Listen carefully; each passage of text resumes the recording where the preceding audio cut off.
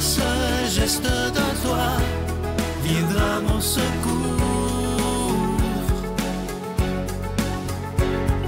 Viens semer dans mon âme le grain de l'amour. Je traverse un désert et je meurs de soif.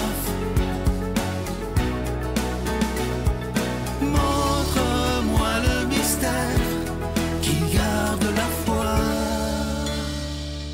Bonjour, bienvenue à votre émission La Victoire de l'amour en ce mercredi 4 octobre 2023. J'espère que vous allez bien aujourd'hui. C'est la fête de Saint-François d'Assise. Bonne fête à tous ceux qui aiment Saint-François d'Assise, qui était un grand fervent de la nature, des animaux et tout ça. Mais pour le mois d'octobre, on vient de passer la fête de Thérèse de Lisieux et la Victoire de l'amour vous offre cette médaille de Thérèse de Lisieux. Et je ne peux pas passer à côté, ça va être un mois avec elle parce que c'est une des plus grandes saintes de notre époque, de notre ère. Elle a une puissante intercession. Bien, les saints et saintes, en général, ils ont une puissante intercession. Ça dépend de notre foi et de ce qu'on leur demande. Mais Thérèse a promis, « Je passerai mon ciel à faire du bien sur la terre. Je passerai mon éternité, finalement, à essayer de vous aider sur terre puis à vous faire du bien. » On n'a qu'à le lui demander. Thérèse est morte à l'âge de 24 ans de la tuberculose. C'est une Française du nord-ouest de la France. Elle est entrée au Carmel, elle est devenue religieuse, cloîtrée dans un cloître. À l'âge de 15 ans, elle était allée demander la permission au pape pour entrer si jeune au couvent. Il avait accepté. Une histoire rocambolesque, une famille très pieuse, un cœur attaché à Dieu. Elle l'aimait, et elle a écrit énormément. Elle est morte à 24 ans, mais elle a écrit, écoutez, 3 manuscrits, l'histoire d'une âme, manuscrits A, B et C. Elle a écrit des lettres, de très nombreuses lettres, des poésies, des récréations pieuses. Donc, elle s'occupait de préparer des récréations pour elle et ses sœurs. Donc, elle les préparait un peu comme des petites pièces de théâtre, si vous voulez. Elle a écrit de nombreuses prières et on a noté aussi tous ses derniers entretiens. Ça s'appelle comme ça, le carnet jaune, entre autres. Toutes ses dernières paroles, on les a consignées.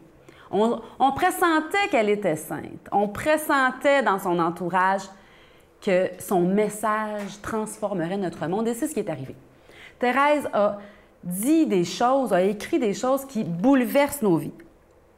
Entre autres, moi, la plus importante, et je commence par celle-là, la semaine prochaine, on va aller plus loin, je vais vous en raconter davantage. Thérèse, c'est une grande amie. Moi, le jour de ma conversion, je n'avais pas la foi. Je traversais quelque chose de vraiment difficile et je suis entrée dans la chapelle où j'ai vécu ma conversion et il y avait, c'était pendant la neuvaine préparatoire à la fête de Thérèse, donc on était en fin septembre, il y avait une grosse image, une grosse photographie laminée de Thérèse de Lisieux au fond de la chapelle, comme si elle m'avait accueillie dans la chapelle.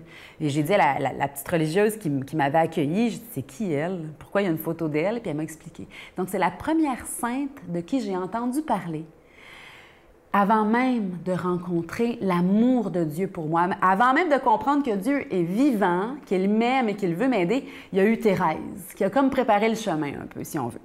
Elle a dit, elle voulait, Thérèse, là, elle cherchait comme une vocation profonde. Elle voulait être missionnaire, elle voulait être prêtre, alors que c'était hors de question à l'époque que les femmes puissent...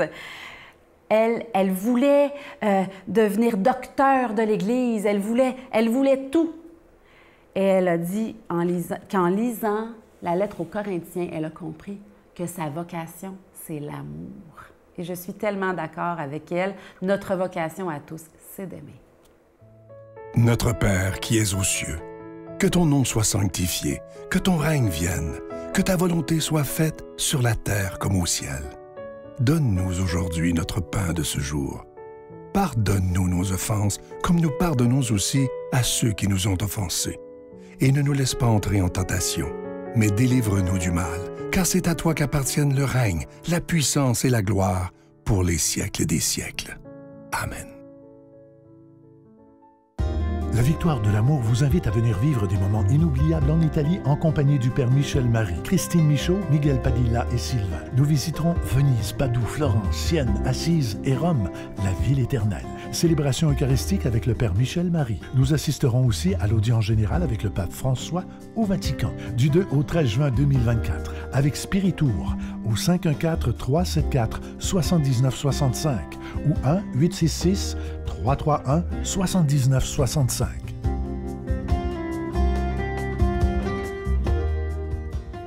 Je suis tellement content de vous parler de ce beau cadeau du mois d'octobre, une belle exclusivité de la Victoire de l'amour. Ça a été fabriqué pour nous, sur mesure. Il s'agit du pendentif de Sainte Thérèse de l'Enfant Jésus. Et vous allez le voir à l'écran présentement, à l'arrière, c'est écrit « Sainte Thérèse de l'Enfant Jésus ».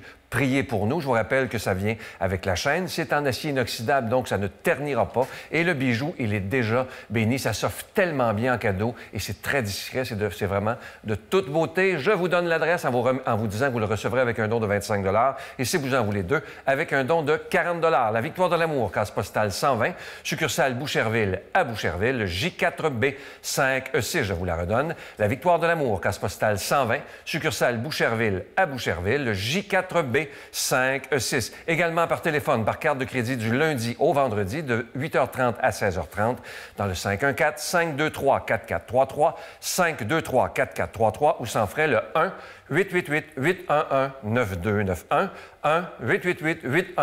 1-888-811-9291 et aussi sur notre site Internet. Vous savez que c'est un moyen très rapide, sécuritaire et efficace de faire votre don, le www.lavictoiredelamour.org. Je vous rappelle également que les livres de Christine Michaud, le « Que ferait l'amour » et mon dernier livre qu'on vient de présenter le mois dernier, « Mise en forme de l'âme », sont toujours disponibles. Alors, je vous remercie de tout cœur de votre grande générosité parce que vous savez que si cette émission existe depuis bientôt 29 ans, c'est grâce à chacun et chacune de vous. Et ça, c'est important qu'on continue de se donner la main et d'annoncer la priorité des priorités qui est l'amour.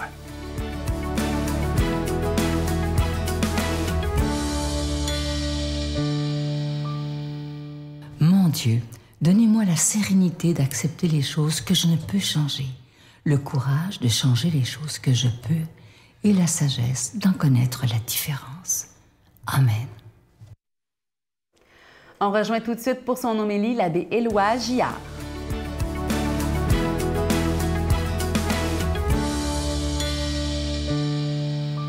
Hey, bonjour mes amis, c'est le fun de se retrouver encore une fois ce matin. Et en ce 4 octobre, c'est la fête de Saint François d'Assise. Alors moi, je trouve que c'est un honneur dont je suis indigne de pouvoir prêcher cette journée-là. C'est peut-être le saint le plus populaire de l'histoire, Saint François d'Assise. Pas juste parce qu'il parlait aux petits oiseaux, parce qu'il y a eu un cheminement intérieur alors, exemplaire, très profond. Il a beaucoup souffert. D'ailleurs, comme l'été s'achève, on est rendu au mois d'octobre, hein, comme la nature perd ses couleurs, on dirait que l'Église se reprend. Pour nous, elle nous présente, comme ces jours-ci, quelques-unes de ses plus belles fleurs. Hein? Sainte Thérèse de Lisieux, le premier. Aujourd'hui, Saint François.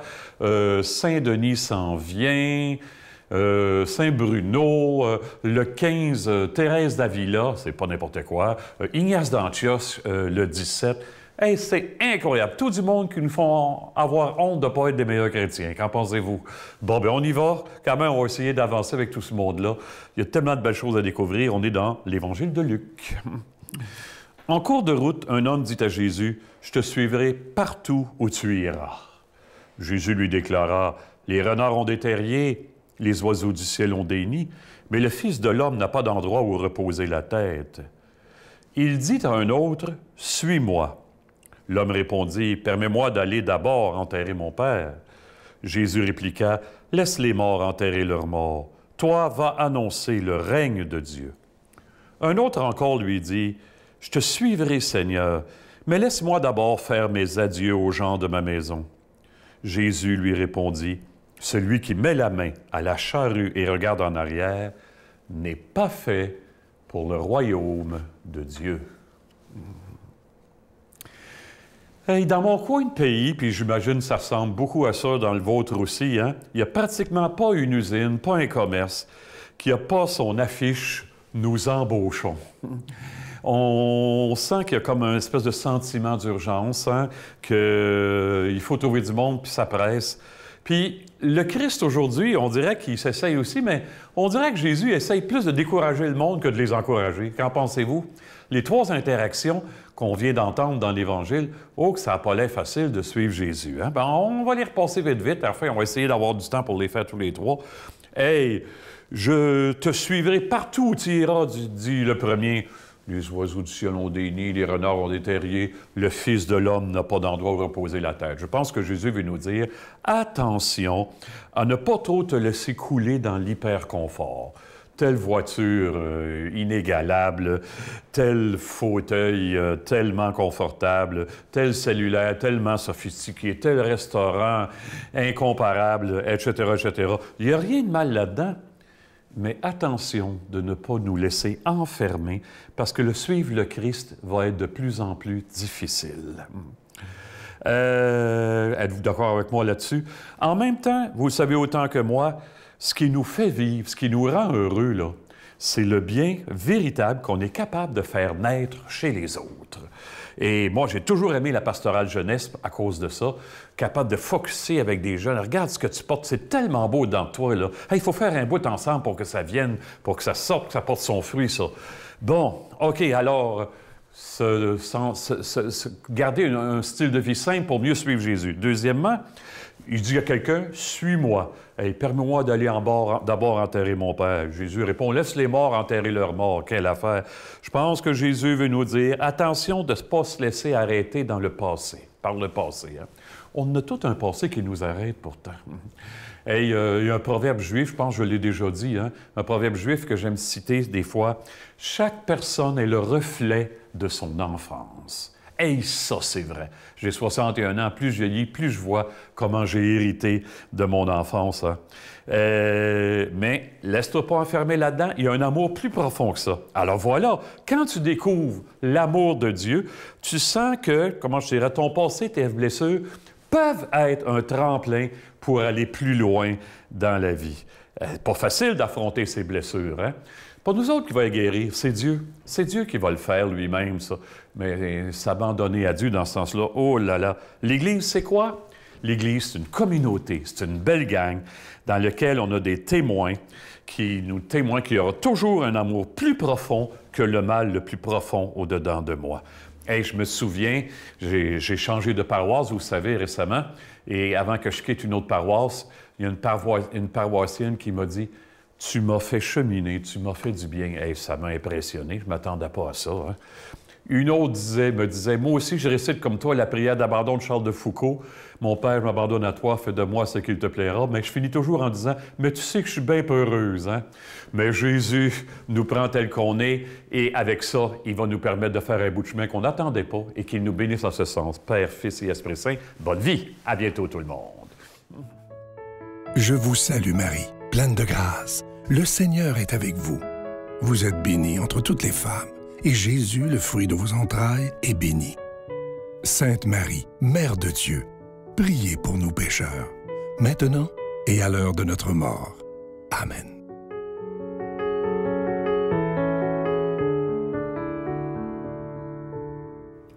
Si vous voulez bien, on va écouter les paroles mêmes de Thérèse de Lisieux. Elle a écrit ceci. « Je compris que l'amour seul faisait agir les membres de l'Église, que si l'amour venait à s'éteindre, les apôtres n'annonceraient plus l'Évangile, les martyrs refuseraient de verser leur sang. Je compris que l'amour renfermait toutes les vocations, que l'amour était tout, qu'il embrassait tous les temps et tous les lieux, en un mot, qu'il est éternel. L'essentiel, c'est l'amour. Bonne journée. Regarde, mon grand, je vais tout te donner pour te montrer que tu ne seras pas heureux, même si tu as toutes les choses sur cette terre ici. La seule chose qui va te rendre heureux, c'est une relation avec moi.